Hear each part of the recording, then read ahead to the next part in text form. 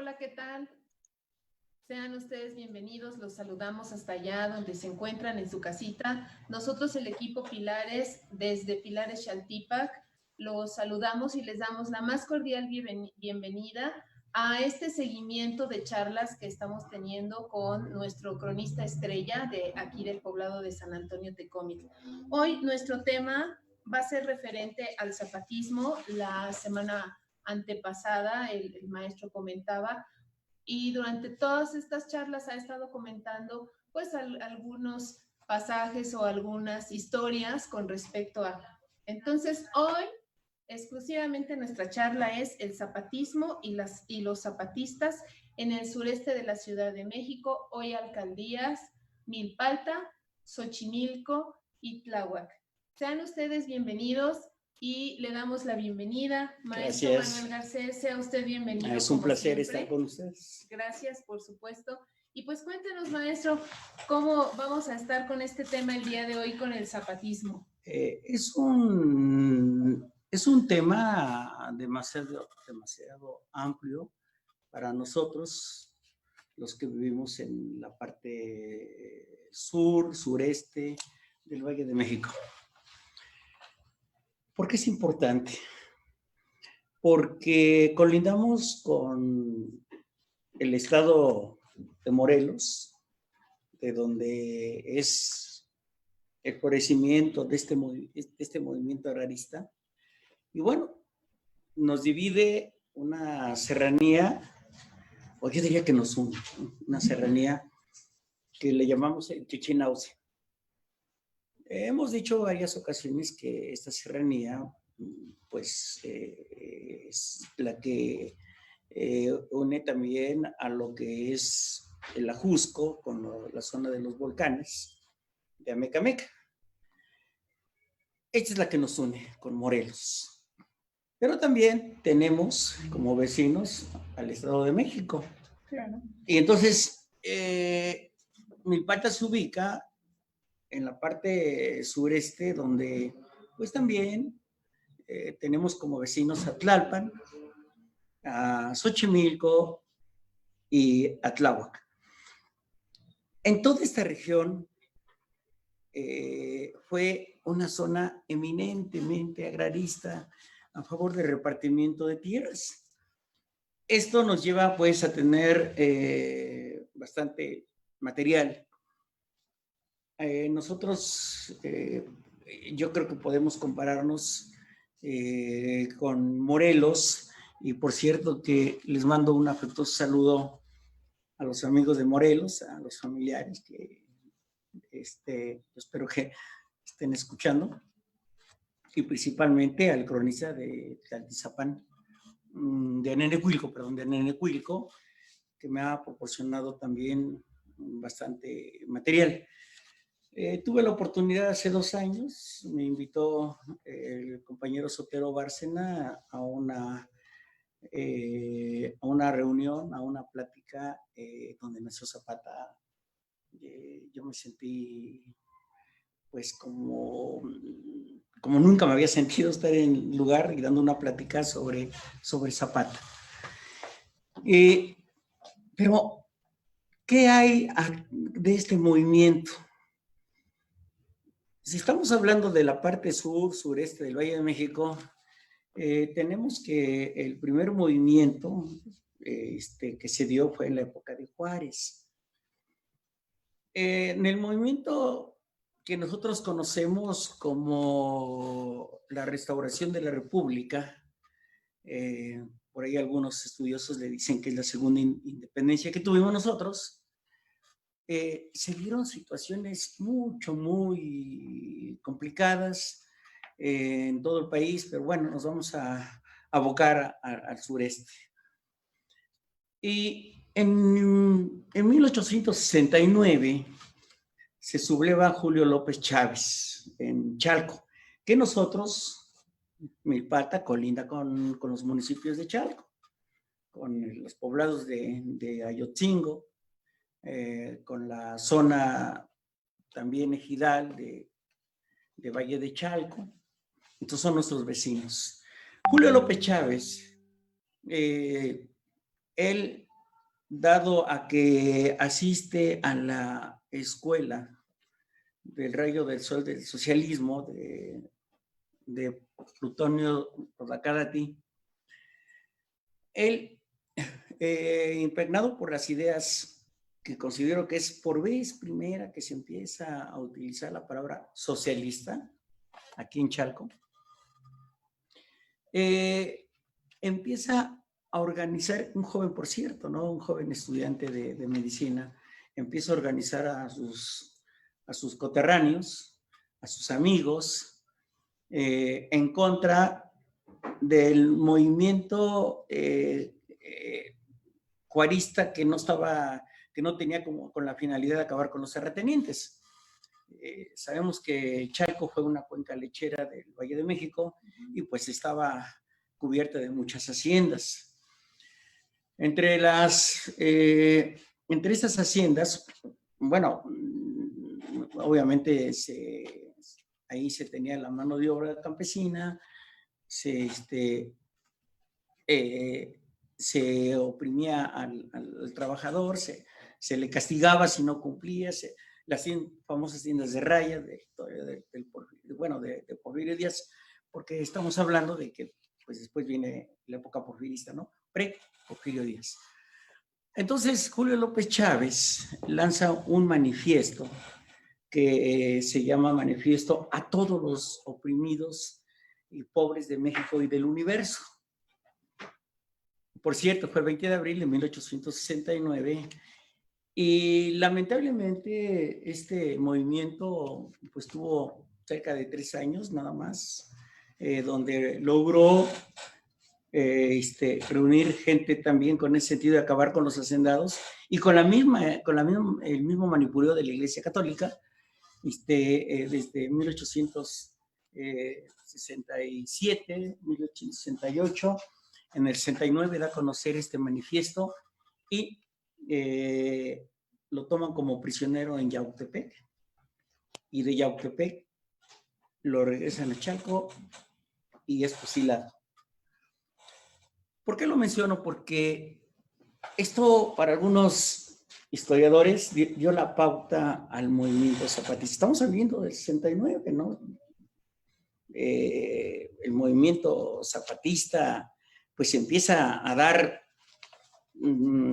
aproximadamente como por 1909 más o menos, ¿sí? Ya cuando empieza, ¿no?, la situación. Pero también aquí en Milpalta tuvimos a otro hombre que no fue revolucionario, pero defendió mucho la tierra. Me refiero a Fabián Flores. Fabián Flores fue un personaje que no hay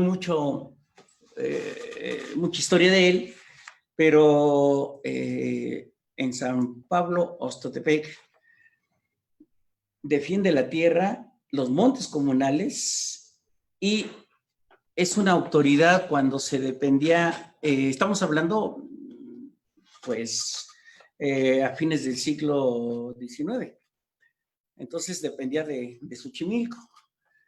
Y bueno, logré encontrar algunos documentos donde se ponía como juez cuando había problemas de divisiones entre los terrenos y lo que relacionaba a la tierra. Fabián Flores, por su lucha pro-agrarista de su poblado, es asesinado rumbo a lo que es Xochimilco. La gente lo reconoce a Fabián Flores y su nombre está grabado en la calzada principal de San Pablo Ostotepec, Fabián Flores. Lamentablemente, pues las actuales generaciones no saben quién es Fabián Flores. Saliendo por donde está la Casa de la Cultura, aquí en Taxayopan, por ahí atraviesa una barranca y hay un puente y está grabado ahí el nombre de Fabián Flores. Son datos que no tengo más. Tengo varios años investigando más, pero hasta ahí, pero sí que fue un luchador. Entonces tenemos a Julio López Chávez, él sí, en contra de la gente que oprimía a los campesinos, a los pobres de México, y a Fabián Flores. Estos son los antecedentes del movimiento zapatista en esta parte de la alcaldía de Milpalta. Cuando nosotros hablamos de Emiliano Zapata, por cierto que la gente de Nenecuilco lo conocía como Miliano, es decir, omitía la E, ¿no? En lugar de decir Emiliano, era Miliano. Siempre fue un hombre, bueno, de niño estuvo directamente con la tierra, trabajando al lado de su familia, de sus padres, y tenía amor a la tierra. Estamos hablando de aproximadamente de 1909, cuando los habitantes de su pueblo, de Anenecuilco, se reúnen públicamente y lo nombran Calpulelque. Lo nombra Calpulelque, es decir, el representante de las tierras de su pueblo. Pero él, con la intención, ¿no?, de no quedarse nada más en defensa, sino que él había sufrido el arrebato de las tierras de su padre por parte de los hacendados.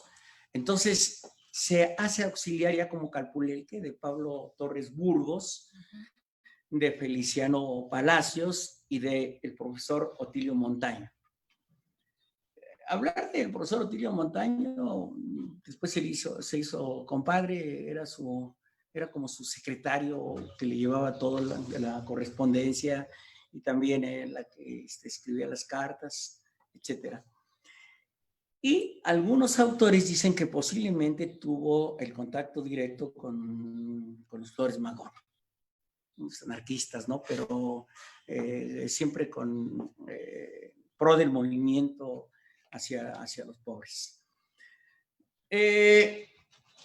El movimiento que encabeza Emiliano Zapata es cuando se entera del Plan de San Luis que había lanzado don Francisco I. Madero. También es importante hablar de Francisco I. Madero porque Madero fue uno de los primeros que sufrió represiones por parte ya del gobierno porfirista y tuvo que salir huyendo a Estados Unidos, y en Estados Unidos es donde proclama el Plan de San Luis. Este Plan de San Luis, lo que podemos ver en su artículo 3, donde habla un poco de la tierra. Zapata, al enterarse, entonces, pues manda a Pablo Torres Burgos que se presente ante Madero en el norte y comentándole pues que también por acá nos unimos a su movimiento. Madero lo acepta y es cuando a Pablo Torres Burgos le da el carácter de representante del movimiento agrarista en Morelos. La represión se empezó a dar y uno de los primeros hombres que son asesinados es precisamente Pablo Torres Burgos. Es el primer mártir que cae de este movimiento. Ante esta situación, entonces, nombran a Emiliano Zapata como el representante del movimiento de Madero. Cuando Zapata toma las riendas, bueno, empieza a juntar gente, se le unen gente. Para esto debo aclarar que Genovevo de la O ya tenía tiempo atrás una lucha a favor precisamente del campesino, de los trabajadores que estaban en la hacienda, y entonces empieza a tener contacto con estos hombres, y entre ellos Genovevo de la O, y con la idea de ir fortaleciendo este movimiento, porque Madero, al asumir el poder, Entonces él desconoce a Emiliano Zapata. Inclusive allá en el Museo de Tlaltizapán vemos cómo Madero le da una vajilla, en esa época una vajilla de origen chino. Pues actualmente ya la podemos comprar, ¿no? Pero pues, no, antes era muy difícil. Y le manda regalos a Zapata, pero al asumir al poder lo desconoce. Desconoce a Emiliano Zapata y lo declara como un loco. Esto le molestó obviamente a Zapata, y es cuando pues no le queda otra más que seguir llevando a cabo este movimiento, uniendo a los campesinos, a los inquietos, y es cuando el 10 de junio de 1911 llega aquí a Milpa Alta. Fue el primer territorio de la Ciudad de México que entra Zapata por el pueblo de Santana Tlacotenco, entra por Villa, donde aproximadamente se encuentra hoy el centro de acopio de Nopal, entra por ahí, pero pues la gente no sabía quién era. Los medios de comunicación, pues no son como ahora, ¿no? Pasó algo y a otro lado del mundo y en minutos ya sabemos qué está pasando, pero pues aquí no sabía ni quién.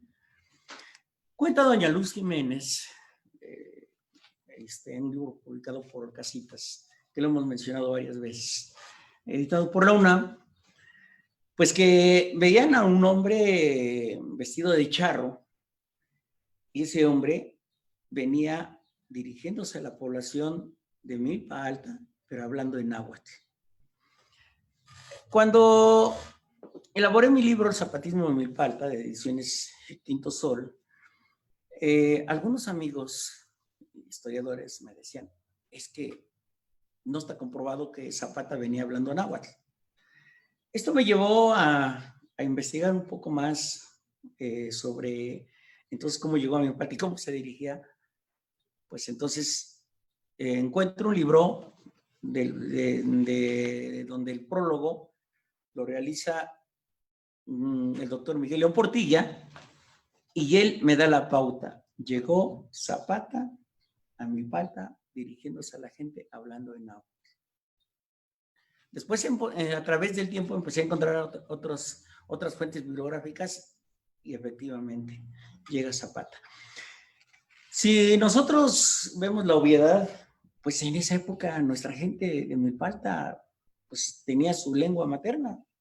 No podía venir hablando Zapata en castellano o en español. Entonces, ¿qué se dirigía Zapata según vemos en este libro? Él dice, vamos a acabar con el supremo gobierno de Díaz. Púntense. Así de sencillo, ¿no? ¿Y por qué la gente se le une a él? Porque esta parte de Milpa Alta pues también era un mosaico de haciendas. Tenemos la hacienda famosa de don Íñigo Noriega, lo que hoy conocemos como Jico Viejo, pues. Me quedé pensando porque hay dos Jicos, también hay un Jico Nuevo. Sí, Jico Nuevo, pueblo pequeño, donde don Íñigo Noriega les quita las tierras y los manda retirado de su hacienda, y también le pone el nombre de Jico, pero Jico Nuevo. Bueno. Tenemos la hacienda de Jico, pero tenemos la hacienda de lo que es Xochimilco, la hacienda de La Noria, la hacienda de Cuapa, la hacienda de San Antonio, haciendas que los trabajadores de aquí, de Milpa Alta, de Tláhuac, Xochimilco, pues al no tener trabajo se iban y se entregaban como peones asalariados, peones libres, ¿verdad? Porque también la hacienda tenía sus propios peones, los peones acasillados, donde tenían que estar ahí. Y tenía su tienda de raya, pero la tienda de raya, además de que les daban los granos para supervivencia, pues también les obligaban a que no había granos y había aguardiente para tenerlos controlados. El aguardiente era un control. Y cuando alguien pedía más dinero de lo que ganaba, era por tener que pagar algo extra, por ejemplo, una enfermedad de un familiar, y se endeudaba de tal manera que la deuda, al morir, quien había solicitado este dinero, lo tenía que pagar el hijo o la hija. Entonces daba seguimiento por varias generaciones de la deuda. Esto cuando la gente ven a este hombre, que no sabían que era Emiliano Zapata, ¿sí? Nada más que pues tenía ese don de convencimiento, y ante la situación que se estaba dando, se le fue uniendo la gente. Si entra aquí a Milpa Alta, y dado a que tenía el acosamiento del gobierno ya de Madero, entonces Zapata se aleja de su pueblo y se va a un lugar seguro, y se va a un pueblo llamado Ayoxuxtla, que Ayoxuxtla se encuentra en el estado de Puebla. Y ya en el estado de Puebla, yo tuve la suerte con mis compañeros cronistas hace como unos 6, 7 años ir a ese lugar, un lugar que está enclavado en la sierra, pero además el pueblo es un pequeño valle y tiene a los alrededores cerros muy altos. Entonces nos platicaban ahí algunas personas que se narra que en lo alto de esos cerros, pues estaban los centinelas para que no fueran a tener un ataque de Madero. Se elabora el famoso Plan de Ayala, y por primera vez vemos una consigna al final de donde se da la fecha, el 28 de noviembre de 1911. Dice justicia y ley, así nada más. ¿Por qué hago hincapié en esto? Porque muchos se ha hablado que Zapata, su lema fue tierra y libertad. Vamos a ver que no, Zapata nunca lo mencionó. Posiblemente el maestro Otilio Montaño, posiblemente, pero no era el lema de Zapata. Eso vamos a dejar después, porque hay una polémica de dónde vino. Bueno, entonces, da a conocer el Plan de Ayala, y cuando Zapata llama a sus generales y le da lectura al Plan de Ayala, entonces es cuando todos se quedan atónitos, ¿no? El contenido, que era la restitución de tierras. Lo que Zapata le interesaba era su gente, era repartir la tierra, y acabar con los hacendados. No buscaba el aspecto político de poder llegar a tener un alto puesto, ¿no? Ni menos para tener las riendas del país. Interesaba a su gente por eso lo seguía, por su honestidad, por la confianza que él daba. De tal manera que cuando acaba de leer, les dice a sus generales: aquellos que no tengan miedo, que pasen a firmar. Pues empiezan a firmar, entre ellos su hermano Eufemio Zapata Salazar, y pasan ellos y estampan la firma. Y cuando ya tiene el documento, pregunta: ¿quién va a México? Antes no se le decía la Ciudad de México, era ir a México. ¿Quién va a México? Y esto, Plan de Ayala, se lo va a entregar a Madero. Según los historiadores, Zapata nunca lo reconoció como presidente, sino al señor Madero, ¿sí? Y alguien, al parecer fue un doctor, levanta la mano, yo se lo entrego. Llega a México, hoy Ciudad de México, y cuando pide audiencia para hablar con Madero, pues obviamente Madero no lo iba a recibir, ¿no? Le negaba, ¿no? No quería saber nada, sí. Más aún si era zapatista, porque siempre lo tiró de a loco a Zapata. Precisamente eso motivó el Plan de Ayala, ¿no? Le voy a demostrar a Madero que no estoy loco y que mi movimiento tiene un objetivo. Aquí está en esto. Es bueno para los amantes de la historia que si lleguen a leer esto, ¿verdad? Porque nos da las claves muy importantes, ¿no? De su lucha. A tanta insistencia de la persona que tenía el Plan de Ayala, lo recibe Madero y cuenta que Madero, al cabo de leer, se reía. Está loco. No dejaba de tirarlo, de que era una persona que no sabía lo que estaba haciendo, porque siempre ya cuando llega a la presidencia lo acosaba y andaba persiguiendo precisamente al ejército zapatista, a todos los zapatistas. Aquí en el zapatismo tuvo dos enemigos muy fuertes. Fue Madero y vamos a hablar de Carranza. ¿Sí? Dos, entre muchos, ¿no? Pero bueno, dos, nos vamos a atentos, pero más adelante sobre Carranza. Lo recibe y se entera un periodista de aquella época, en un periódico llamado Diario del Hogar. Este periodista insiste que le dejen ver, ¿no? Plan de Ayala, elaborado por Zapata en sus generales, entre ellos obviamente pues estaba el profesor Otilio Bandaño, inclusive algunos creen que fue el cerebro principal, bueno, pues, pero eso es lo que se comenta. El Diario del Hogar, de tanta insistencia también, Madero dice, bueno, que lo vea, así como para que no esté molestando, ¿no? Se lo dan y el Diario del Hogar lo reproduce y fue tanto el interés de la gente de México, de la ciudad de aquella época, que el periódico, su edición, yo no sé de cuánto sería la edición, obviamente no es como ahora, no muchas, pero bueno, la primera edición se termina. Y entonces inmediatamente el Diario del Hogar lo vuelve a reproducir por segunda vez. ¿A qué interés de la gente? Bueno, ¿cuáles son los objetivos que tiene Emiliano Zapata?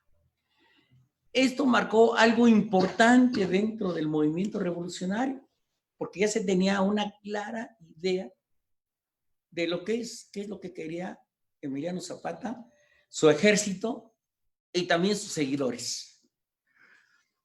Para ello, en 1914 se da una situación muy importante, que es la ratificación del Plan de Ayala en San Pablo, Ostotepec.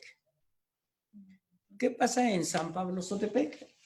En San Pablo, Ostotepec, es un pueblo que está en una altura considerable al Valle de México, y entonces hay un señor terrateniente, que es dueño de una gran finca, no es hacendado, es un terrateniente. Y en ese señor terrateniente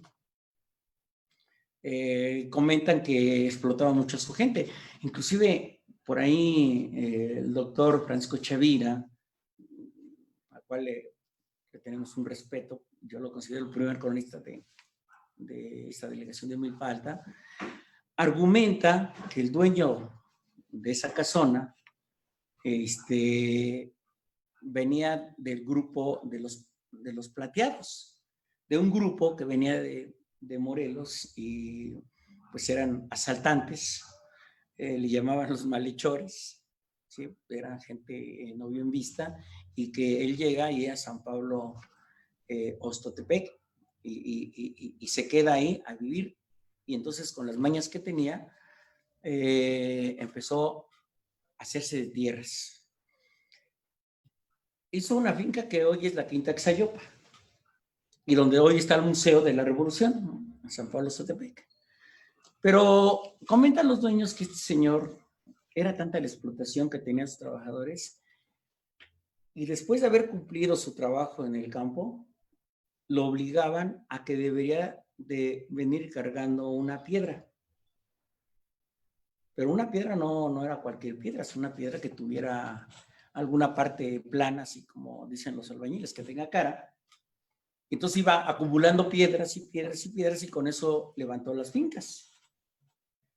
Y después él, bajo el criterio, ¿no?, de estimular a sus trabajadores, decía, a ver, las piedras estaban en círculo. ¿Quién trajo esa piedra? Es la mejor y la más grande. Yo.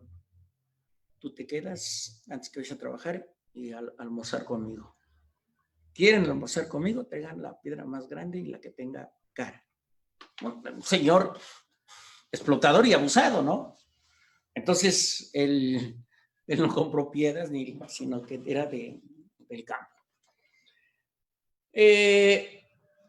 Ahí llega Zapata y se da cuenta que en la parte alta, donde estaba su casa, pues por cierto que hay un aljibe ahí, bien cuidado, está el original, así como se elaboró. Entonces, desde ese lugar se domina muy bien buena parte de lo que es el Valle de México. Todavía recuerdo que a un lado del Museo de San Pablo Sotepec había unas construcciones, ahora ya son de 2 niveles, pero no había nada, y de ahí sí se veía perfectamente. Se construyen de frente hacia la derecha, hacia el lado norte, estas construcciones, y nos tapó el panorama bonito que vio Zapata. Entonces ahí se reforma lo que es el Plan de Ayala. ¿Pero qué lo motivó a que se reforma el Plan de Ayala? Ante la muerte de Madero, entonces asume el poder el traidor de Victoriano Huerta. Cambian las cosas totalmente para Zapata. Y además estaba en la entrada de lo que es México, ¿no? Ya aclaramos a qué me refiero, ¿no? Cuando se da a conocer este plan de ratificación, plan de Ayala, fortalece más el movimiento. Lo fortalece de tal manera que, por cierto, ¿no? Con el lema de reforma, libertad, justicia y ley, eso es lo que se tiene. Y el 19 de julio de 1914 es cuando se ratifica. Yo quiero hacer hincapié en esto. Hay algunos autores que mencionan que es el 14 de junio del 14, es decir, cambian el mes. Pero tengo una lista de los autores que le dan la ratificación de Plan de Ayala en junio, y tengo otra lista donde dan el mes de julio, que es el verdadero, ¿no? A mí la verdad me descontroló, ¿no? De 19 de julio de 1914. Me descontroló hace años. Entre ellos un académico norteamericano, John Gorman, menciona que es la fecha es 19 de julio. Eso es. Hay un libro, Xultepec, de San Pablo Sotepec, que se edita ya en San Pablo, con la en San Pablo, y le pone junio. Y hay otro libro que editó la delegación de Milpalta hace ya varios años, y le da el 19 de junio.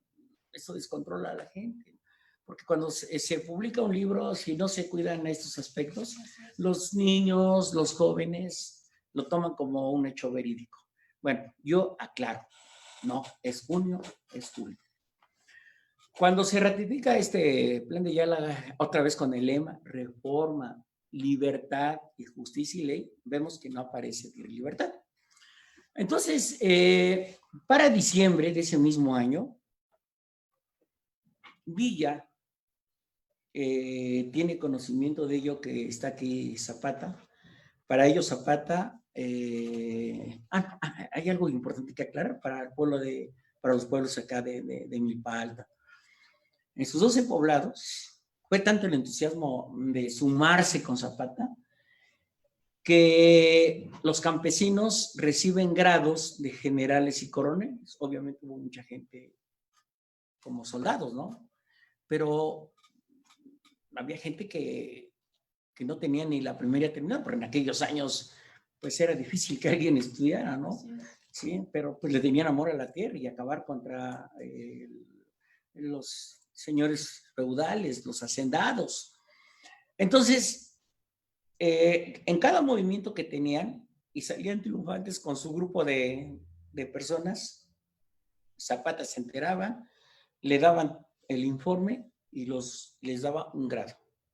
Empezaban de abajo, seguían ellos el movimiento, lograban más victorias y así iban subiendo hasta llegar a generales.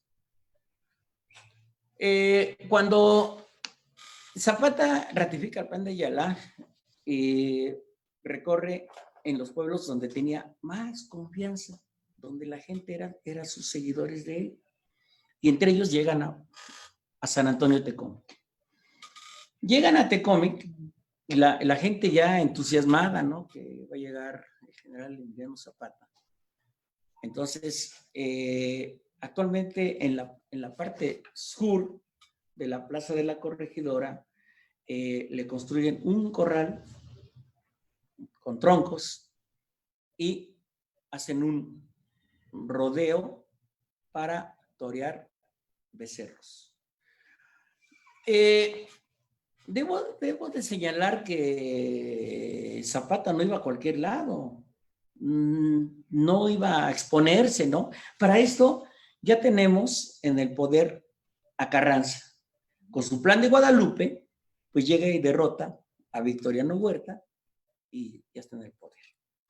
Pero también Carranza, pues una persona que nunca estuvo de acuerdo con los ideales del plan de Ayala y obviamente tenía que acabar con el zapatismo. Zapata estuvo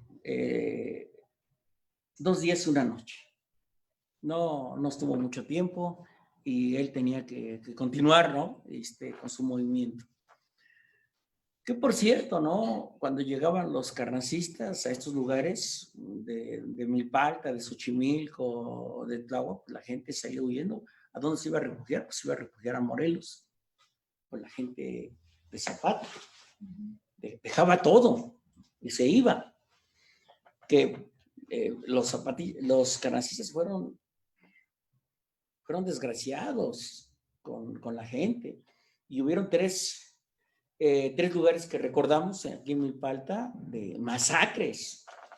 No respetaban ellos a señoras, a niñas jovencitas, mucho menos a jóvenes, señores adultos, sino que llegaban y los mataban, los fusilaban. Hay una narración que el compañero de Sanferra Topan, Cristian, nos dice que recoge de su mamá, de su abuela y de su tatarabuela, la señora Pascuala, donde en este paraje de Temuca llega los carrancistas, porque andaban casa por casa asesinando a la gente, llegan, tocan en esa casa, sale el esposo, el señor de la casa, y ni más ni menos lo fusilan. Al escuchar los disparos sale el abuelo y lo matan también, pero ante la presencia de un niño de 2 años.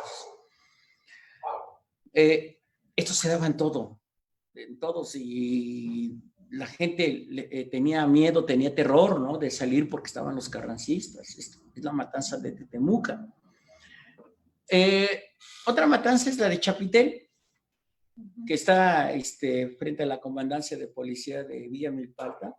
Hay un grupo de amigos, también amantes de la historia y cronistas. Hace tiempo colocaron una placa donde se señala la matanza de ese lugar. Chapitel es el nombre del lugar, ¿no? También Tetemuca es el nombre del lugar que se le daba en náhuatl. Dicen que la gente iba saliendo de misa y los agarran los carrancistas en la pared de la iglesia, del atrio de la iglesia de la Purísima Asunción de María. Fusilaron a todos.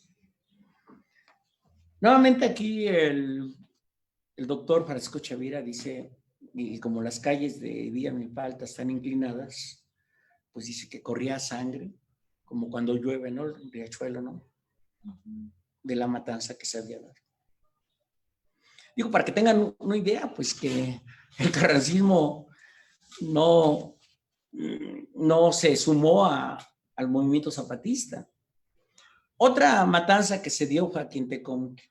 Aquí en Tecómic, lo que es la Plaza de la Corregidora, hacia el norte, teníamos una fábrica de alcohol. Para esa época ya estaba desmantelada. Comenta el profesor Quintil Villanueva, un hombre que yo lo considero como el primer cronista de Tecómic, porque él lo que realizaba y lo que veía, lo escribía. Y con el apoyo, ¿no? de su sobrino, el profesor y licenciado Agustín Timoteo Villanueva, pues he ido compilando información, fotografías fidedignas del profesor Quintil, y nos comenta que un grupo, y eso lo narro también en mi libro, El zapatismo en Milpalta, iba un grupo de mujeres, madres de familia, cargando a los hijos, huyendo hacia Morelos, por el panorama nefasto de los carrancistas, que algunas iban cargando el hijo por atrás, el rebozo, se utilizaba así como un elemento para cargar los niños atrás. Otras iban cargando, iban jalando al niño, a la niña. Llegan los carrancistas, las bajan. No se sabe de dónde eran las mujeres, no sabe de qué lugar venía, pero iban todas. Ni sabe cuántas, pero habla de un grupo numeroso. Las bajan y en los paredones de lo que fue la fábrica de alcohol que estaba aquí en Tecómic, alcaldía de Milpalta, también a todas las fusilan, ni ton ni son, los fusilan, y solamente un niño es el que vio todo ese panorama. Sería algo tétrico, ¿no? Ver un niño, ¿no? Como fusilaban a la gente. Pero a escondidas en una choza estaba una persona y pues veía todo. Antes las chozas estaban hechas de piedra sobre piedra, entonces me imagino que se estaba asomando. Se van los carrancistas y él toma al niño para tranquilizar. Otra vez llegan a los carrancistas, deja al niño, se lo llevaron, quién sabe qué pasó con ese niño. Y por cierto que en lo que es la plaza de la Corregidora y la calle Hidalgo, en la contraesquina del atrio de la iglesia, había un pozo. Entonces, todos los cadáveres, pues iban al pozo, lo llenaron de cadáveres. Yo viví como a media cuadra con mis padres y sí comentaban, y llegué a ver todos los paredones de la fábrica de alcohol. Y me decía mi mamá que cuando abre la calle Hidalgo encontraron muchos huesos, entonces, de seres humanos. Entonces ahí nos percatamos que fue en el movimiento revolucionario que se dio esa situación. Entonces, sufrimos tanto, ¿no? Que era el odio tanto al carrancismo que ya habíamos comentado la vez pasada, que cuando alguien robaba algo decían, pues ya se lo carranciaron, ¿no? Ya se lo llevaron la gente de Carranz. Y yo les comentaba que todavía mis alumnos cuando algo pierden, dice, oye, profesor, ya me lo carranciaron. Pero es un dicho que tiene fundamento histórico. Sí, tiene fundamento. Después de lo que es la elaboración del Plan de Ayala en Ayuxustla, y eso lo aclaro porque mucha gente cree que porque tiene el nombre Plan de Ayala, que es el municipio donde está Nenecuilco. Hay que decir, fue el primer movimiento que se dio ahí. Y esto precisamente me lo aclaraba el cronista de Nenecuilco, al cual de veras la gente los nietos, bisnietos, ¿no? De General Zapata, los aprecio mucho. Hemos platicado varias veces y esto a mí me enriquece, ¿no? Lo que ellos saben, ¿no? Entonces me comentaban precisamente el nombre de Ayala porque ahí se dio el movimiento cuando Zapata era pues un Tlalpulelque. Y habíamos comentado que la gente le dio toda la confianza y el 12 de septiembre de 1909 se recuerdan y como recuerdo le ponen el plan de Ayala. Bien, a la muerte de Emiliano Zapata, ustedes saben que fue el 10 de abril de 1919, hace, ¿qué? 101 años, ¿no? Entonces, la situación empieza a cambiar de tal manera que aquí en Milpalta se dio un movimiento, bueno, querían continuar con ese movimiento zapatista y Genovevo de la O retoma otra vez la plaza de Villa Milpalta. Fueron varios días de disparos, porque pues estaba ya fortaleciéndose aquí el carrancismo, que no fue posible. Y estos documentos de Genovevo de la O, que la muerte de Zapata quería recuperar esta plaza, los encontramos en donde está el registro civil. Uno de mis amigos, abogado, cuando estaba buscando algunos documentos para su trabajo, se encuentra en el archivo estos documentos. Y le saca copias y me dice, en algo te ha de servir esto. Digo, ¿cómo no? Entonces, lo que yo señalo de Genovevo de la O es precisamente porque esos documentos los tenemos en el registro civil, que ojalá algún día nos dieran oportunidad, ¿no? Estarlos viendo. Bien, no se pudo recuperar. El movimiento zapatista quedó truncado, lamentablemente, ¿sí? Y pues esto hasta a la fecha, pues sabemos que no se lograron hasta 1928 cuando empiezan a repartirse las tierras, principalmente con el presidente Lázaro Cárdenas. Y la hacienda de Santa Fe, que está en los límites de Milpalta con Tláhuac, se reparten las tierras y se le da el carácter de ejido para 6 pueblos de Milpalta. Entre ellos pues, está Santana Tlacotenco, San Francisco Tecospa, San Jerónimo Miacatlán, no sé si San Agustín, no sé si ya lo mencioné, y Tecome. Son las tierras que pertenecían. Y por cierto, el día de ayer fue el día de la Virgen del Carmen, ¿sí? La Virgen de Monte Carmelo, que es lo que manifiesta el catolicismo. Pues los campesinos acudían a sus ejidos y en una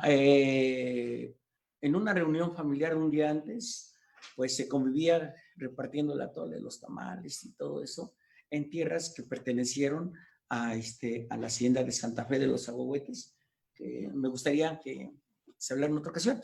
El tiempo nos comió. Yo creo que lo que acabo de decir fue más que una introducción. Sí. En 15 días le vamos a dar seguimiento a esto, porque tenemos más elementos históricos, fehacientes, y pues yo le mando un afectuoso saludo a la familia Villanueva y a la familia Yescas, que me favorecieron hace tiempo atrás, y en otros amigos. Sería difícil que me acordara de todos, que a través de los años me han aportado material de este movimiento revolucionario del zapatismo. Entonces nosotros somos totalmente de origen zapatista. Todavía huele a pólvora, porque queremos seguir defendiendo la tierra, ahora de montes comunales. Bueno, maestro, vamos a pasar a la sección de preguntas. Yo personalmente tengo una pregunta. ¿Por qué cree usted que el zapatismo siga hasta nuestros días en la población milpaltense? Por ejemplo, las flores que le llevan a su monumento en Villa Milpalta cuando es su natalicio, se conmemora su muerte y en la revolución, en la época de la revolución. La acabamos de explicar porque nuestros tatarabuelos, ya no tenemos abuelos zapatistas, ya el tiempo corrió, ya están ahí arriba, ¿no? Pero precisamente porque mucha de la historia se ha narrado verbalmente. A mí me motivó cuando estaba en la preparatoria, y luego me preguntan, bueno, ¿por qué te gusta la historia? Por mi mamá. Mi papá era más hosco, ¿no? Pero mamá no. Nos contaba, nos platicaba desde quién es tu tía y por qué es tu tía y qué es tu primo y que tienes que saludar y luego cosas que ella vio cuando abrieron para la secundaria en la época del general Cárdenas y etcétera, etcétera, ¿no? Entonces me platicaba mucho de la revolución y me decía, ¿no? Desde arriba, desde la bóveda, se comenta que estaban los carrancistas con sus ametralladores y los zapatistas tenían sus Mauser, que eran armas sofisticadas de aquella época, ¿no? Unas balas tremendas que yo llegaba a encontrar en el campo, muchas balas de Mauser o casquillos nada más.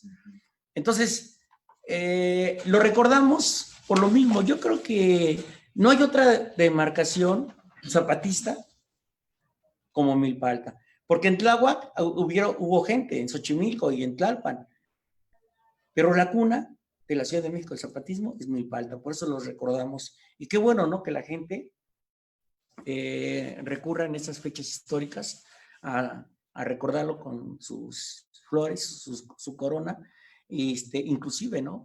Aquí en Milpalta tenemos calles, tenemos avenidas, tenemos cerradas, tenemos escuelas que llevan el nombre del general Emiliano Zapata. Y yo quiero aprovechar ahorita esto porque del